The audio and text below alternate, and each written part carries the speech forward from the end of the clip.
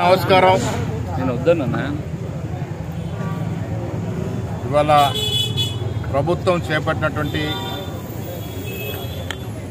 అమ్మవారి బోనాల సందర్భంగా చెక్కుల పంపిణీ కార్యక్రమంలో భాగంగా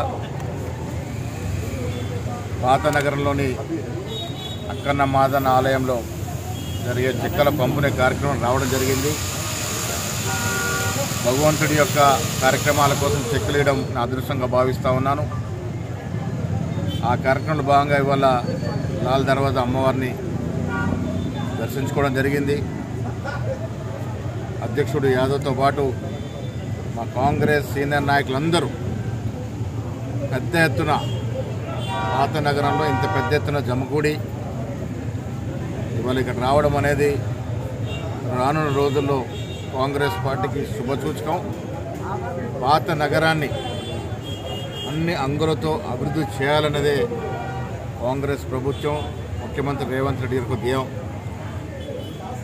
కొత్త నగరానికి ధీటుగా హైదరాబాద్ పాత నగరం అభివృద్ధి చేసుకొని యావత్ దేశంలో పాత నగరం హైదరాబాద్కు ఒక ప్రత్యేకత ఉంది.